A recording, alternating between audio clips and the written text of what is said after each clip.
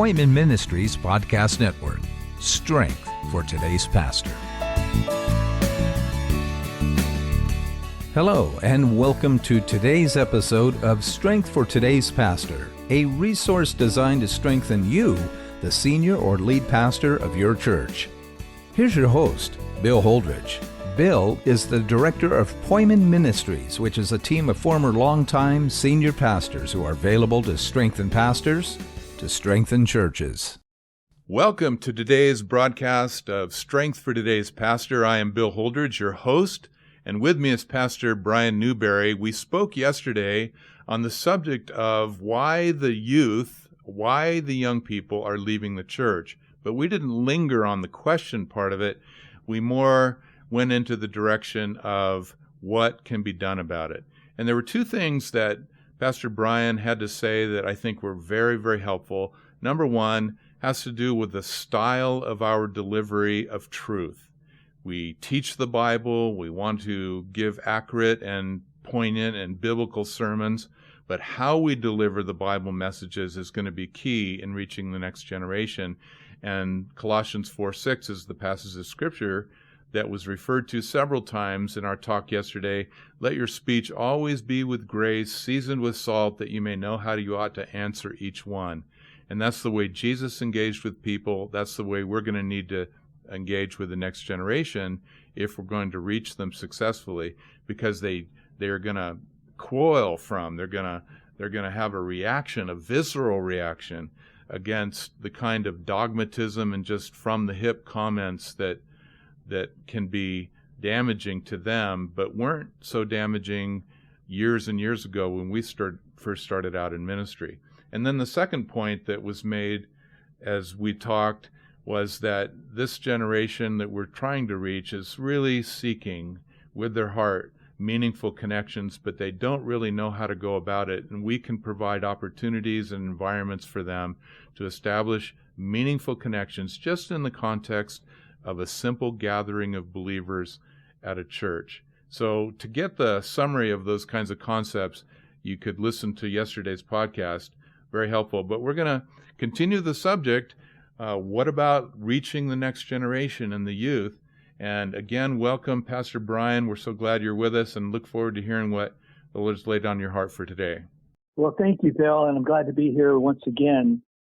Yes, on this question, I think that there has to be some changes made that are hard for the church. And I think back at our parents' generation when we were leaving the mainline denominational churches and we couldn't see wearing a suit and tie to church and hearing hymns played with an organ. But yet we really were seeking the truth. We really did want to know what God had to say.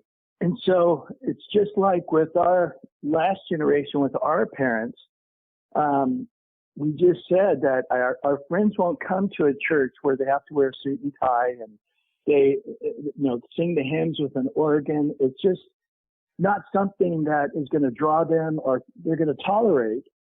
And we really want to know the truth. My friends really want to know the truth. And our parents looked at it going, you're asking us to change so much of what's meaningful to us to try to accommodate you as the next generation in our mainline denominational church. And we can't see ourselves bending that far. And it's too bad. They did bend that far. The churches have made that adjustment 30 years too late. But we now are in that same spot.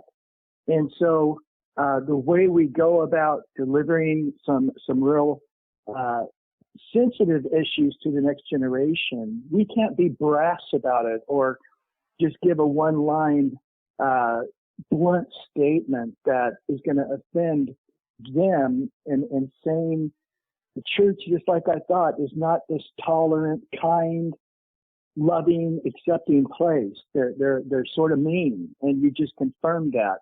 And of course, if they bring somebody from their university, that's what they're cringing, hoping that they don't get just blown out of the water, saying, I don't want anything to do with the church again.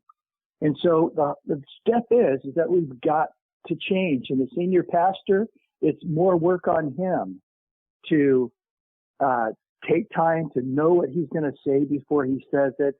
And if he has the brash little thought about homosexuality or transgendered or drinking alcohol or whatever the issue might be, that they know the next generation is trying to understand. They don't necessarily think the Bible's wrong. They just think that the way the church has been saying what the Bible has to say is wrong. And they're really asking these questions. So they do want to hear these topics. But we have to go a long ways out of the way to learn these subjects and to work on a gracious presentation. And that's probably one of the first things that the senior pastor needs to do. That's a lot more work on him. I can see that, and thinking about what I'm going to say and planning for it, and not taking the liberty of going off on tangents as much, especially when it has to do with, pushing a button inside of our hearts or down deep in our psyche that's going to motivate us to say something that we're going to regret later and is going to be counterproductive to what we're trying to do. Exactly. The next thing I think that it's hard for the church to do, and that is that you can't wait till after high school to see the youth as adults and start getting them involved in the ministry. High schoolers are busy kids. So you almost have to understand that you've got to start when they're junior hires. That when the graduation day from elementary into junior high happens, there is a clear presentation of saying, we see you as adults and you can do any ministry in this church at 12 or 13, and then help explain and communicate and roll it out to them where they do exactly that. I think in Luke chapter 2, when Jesus at his bar mitzvah at 12 years old went up there to the feast, and when his parents and all the group from Nazareth were heading back, they realized Jesus isn't here. And they searched and they found him in the temple. And of course, the rabbis were being blown away by Jesus' insights and understandings. And his parents just said, you're 12 years old. And even though in the culture, you were considered a man after bar mitzvah, you're going to come home. And they didn't recognize his heart for ministry. He's like, why are you surprised that I'm starting the ministry that the Father has given me? Mm. And I think it's an insight for us, because in this generation, if we put kids in Sunday school and they know their Sunday school teachers, we put them in junior high group, they know their junior high pastors, we put them in high school, they know their high school pastors. They actually have had 3 different congregations, but they've always been with their peers, and their pastors have not been the senior pastor of the church. And now we basically kick them out of their church, saying you no longer can be a part of the high school church anymore. And now you got to go into the adult church. You need to see all these people that you've never met before or don't know very well as your peers. And the senior pastor now is your new senior pastor. And we're basically saying, accept a new senior pastor, a new congregation, maybe the same songs, but presented a little different way, hearing the announcements. And we want them to accept all of these things and not stumble, saying, I'm having a hard time making this new church my church. And they feel it's their parents' church, and to find their own identity, they're going to continue in church. They're going to go somewhere where they're not being overshadowed by their parents and their family, and they want to find their own identity in their own church. And I think this is human. I think it's always happened to a degree, but not in the mass way it is now. We are losing almost all of the high school graduates, with the exception of very few. And a lot of it, as you're saying, is due to the fact that they're not connected with ministry within and without the church. They haven't learned it, and nobody's taken their calling and their gifting seriously. Exactly. We need to tell these 12, 13-year-old kids, be on the stage and help us with worship, be an usher, be a greeter, go on the mission trips. And if they're treated as adults, and they may even find that a lot of these young people don't want to go to their high school group or junior high group. They want to be in big church where they're ministering. And but either way, they are in venues where they know the senior pastor, they know the adult congregation, and they're slowly evolving that way. And there has to be a mentality in the people not to see these 12-year-old kids like they would an 8-year-old kid and dismiss them and not take the time to ask them, what did God speak to you today? What's the Lord doing in your life? And treating them as peers. It's a lot of work on our part, and it's us having to get out of our comfort zone. But it's absolutely necessary that we start evolving the young people into the main body of the church through ministry, through getting their talents and gifts way before they graduate from high school. So solid.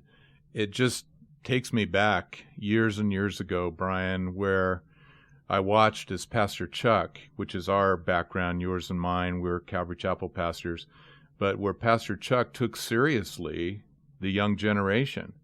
And they came to church and they had songs to sing and they had words to share and they had Bible passages that had been ministering to them and they had ministry to do and they were the ones that were evangelizing. And it was a big part of the Jesus movement where an adult, in this case Pastor Chuck Smith at 40 plus years old, was taking the next generation seriously, realizing that God had given them something that was from him and something that he very much wanted to use them in real ministry, not just perfunctory ministry, but real ministry that had real kingdom impact. And that's what you're talking about here. This is revolutionary. Yeah. And what I did for the last 25 years of senior pastoring of Calvary Chapel San Diego is I had a Timothy group. And it was guys who were in their last 2 years of high school or their first 2 years of college, in that range.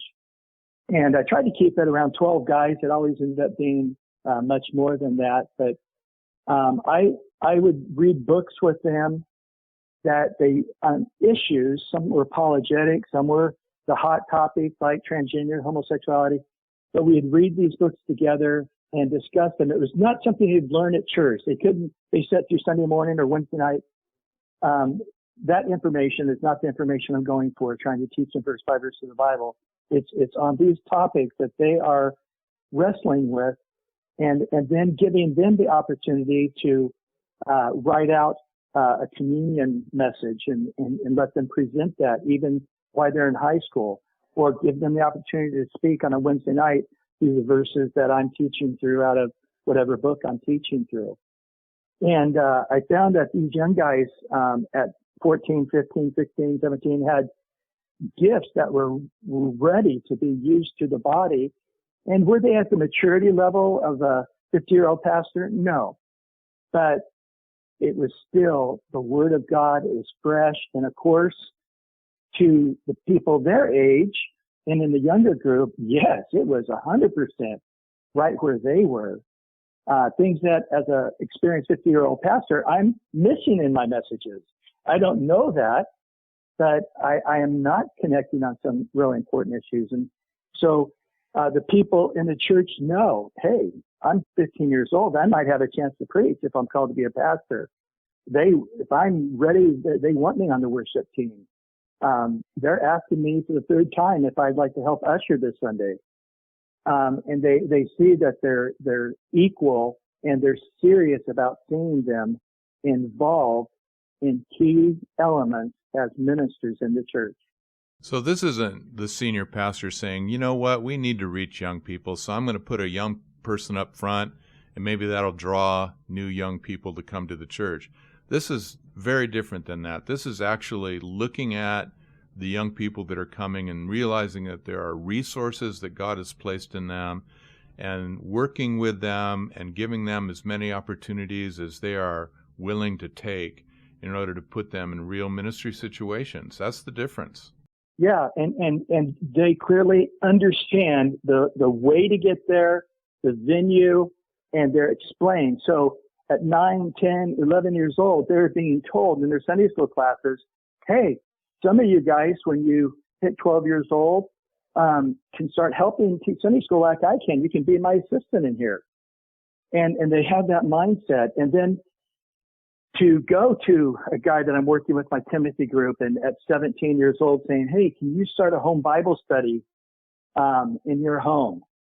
You know, you could show the Truth Project, or you could teach through this book of the Bible and have a home Bible study.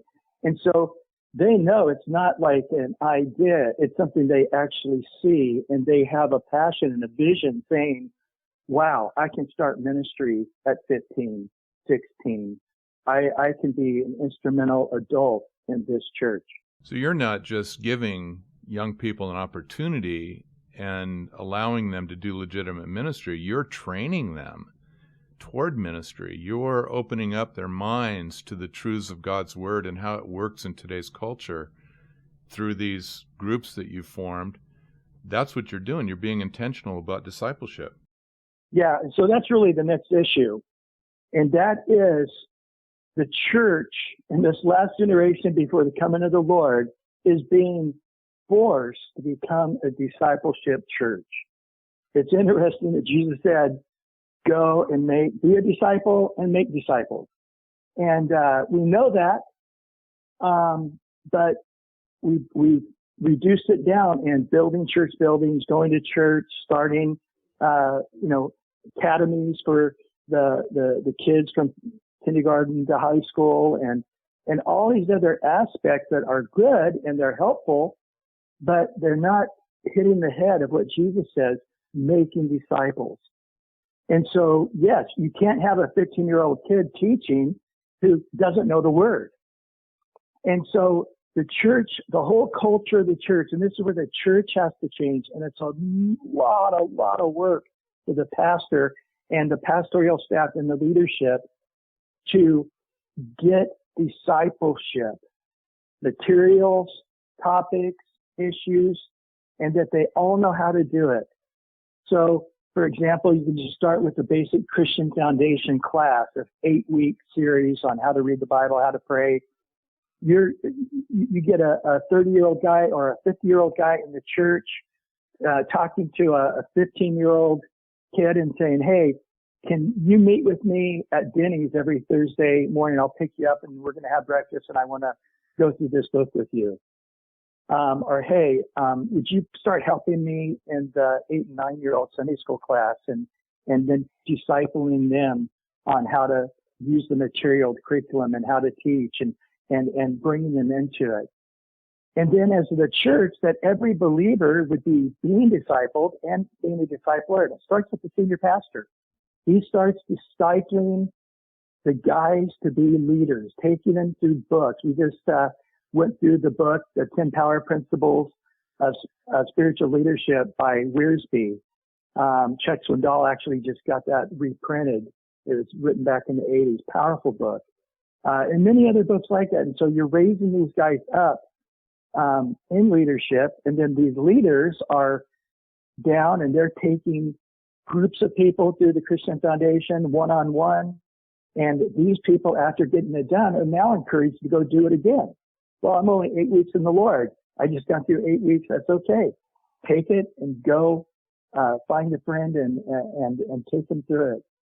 And but I'm only 2 months in the Lord. That's fine. Just share what you have. I was blind, now I see. Share what the message you have. And then the people in the church, they know how to disciple for marriage, for raising kids, for anger, for bitterness, forgiveness. Whatever the topics come up, we find a curriculum or we develop one. And we get it into the hands of the people. And you do this year after year, generation after generation.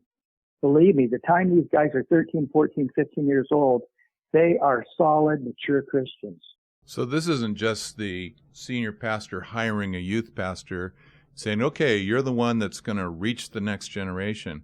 This is an investment by the senior pastor personally, by everyone that's on the staff, by anyone within any level of ministry, an investment in people to train them in the things of Christianity and in the things of ministry. That's what you're talking about here.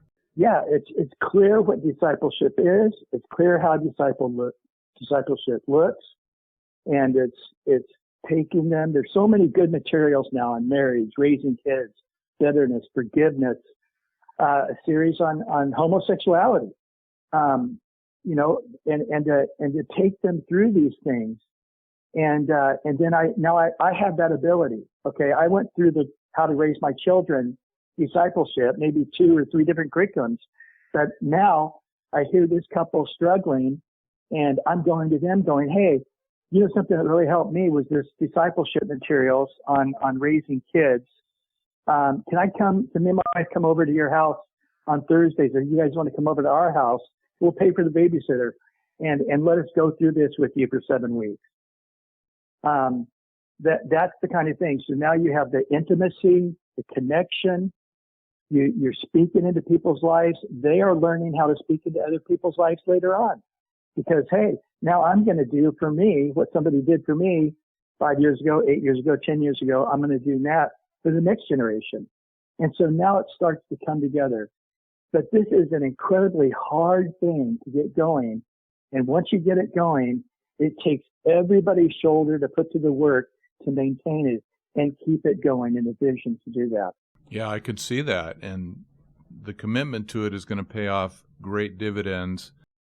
You know, we as senior pastors are tempted to think about church attendance as being the measurement of success, or, you know, finances or whatever. But really, from the Great Commission perspective, it's the disciple making that really indicates the success of a church. Exactly. And so what are the people from 18 to 29 saying? They're saying, one, that the church isn't substantive enough. There's not real substance of things that feeds their soul and they can utilize in their world. The second thing they're frustrated about is there's not real intimacy and connection they're longing for. And if they go to church every Sunday, they're never going to get it. And so this is where we have to come in and say they are asking to be discipled. That's basically what they're asking. Jesus has told us that was his focus, that we would be disciples and we would disciple. And so it just seems to me like this whole generation is forcing us to do what Jesus said originally, or we're going to lose this next generation. Isn't that interesting? They are asking for discipleship, but don't even know what it looks like yet. So they're really not knowing what they're asking for, except they know it's more than they have, and that's what they're hungry for. Yeah, and I think people in the church say, oh, I'm not adequate. I don't have a great marriage. My kids aren't perfect. My finances, I wrestle with how to do it. To teach a financial management class, how would I do that? And to understand, you've got a little bit more than the guy that you're talking to, and you're going to both learn together and grow together. And it's really about the connection and the intimacy. It's not being the perfect person or having all the answers. You can seek that out. But it's the connection that happens in those one-on-one or those small group settings. And they can happen during the day, during the night, on weekends, during the service. I encourage during all our services. Well, if they're in the discipleship thing for 8 weeks on marriage, you're not going to be in the sanctuary hearing my sermon. It's like, understand, it's okay. That's not the focus. The focus is discipleship, connection, intimacy. That is the strength of the church. The information is readily available to this next generation at the click of a button. Yeah, and those hesitations that our generation would have, like you mentioned, inadequacy, my marriage isn't all that great, I'm struggling with my own finances. To me, that just gives the discipler, the older person like you and me, that gives us an opportunity to do 2 things. One is to be humble about our own situation. Yeah, let's meet together. It's not like I'm coming from a position of being an expert, but let's talk about it together. And that humility will speak to the next generation. And then the second thing is, in going through these subjects with different people, young people, we're going to grow in our own marriage and in our own treatment of finances. I mean, it just kind of works that way. We get fed by the things that we're feeding. It actually hits another issue that irritates that group from 18 to 29, and that is the unwillingness to be transparent. We put our Sunday go to meeting face on, and how are you doing? Great, fine. How are you doing? Great, fine. We get in our cars and leave. They see that as shallow. They see that as meaningless, and they themselves are being forced to be that way. Makes them feel bad about themselves. And so, yes, I think discipleship, one of the things it does is make us say to the person we're becoming intimate with and growing in fellowship with, saying, I am not teaching you out of some great spirituality or strength. I'm simply coming alongside, maybe one step in front of you, saying, we both need this. Let's work together on this. And we listen to a video series and use the workbooks, and you and your wife or you and your friends. And then they say, hey, my friends down at the coffee shop, my friends in college are asking me the same questions. Can I bring them along? Absolutely. And so now they see not you in this position of power. They just see you coming alongside them, and they're able to come alongside you and grow together in these areas. That's their heart. That's a great formula. That's a great concept. It's not even a formula. It's really just an attitude. It's a way of approaching ministry. Well, Bryan, we're out of time for today. Boy, this has been great, as it was yesterday.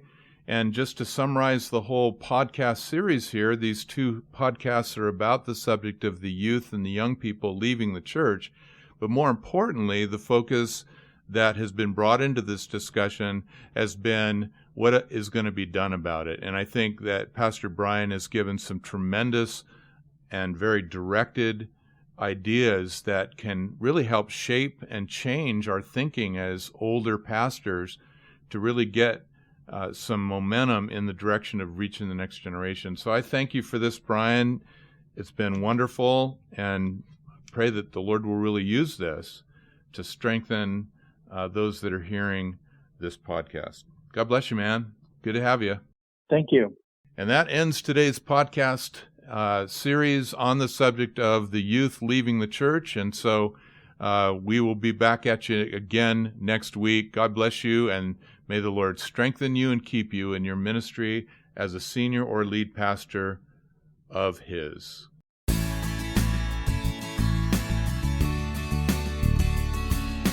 Strength for Today's Pastor is sponsored by Poimen Ministries. You can find us at poimenministries.com. That's spelled Poimen ministries.com. If something in today's program prompts a question or desire to connect with us, or if you have a comment or a topic idea for a future episode, just shoot us an email at strongerpastors@gmail.com. That's strongerpastors@gmail.com. Until we meet again, may you continue to be a strengthened pastor.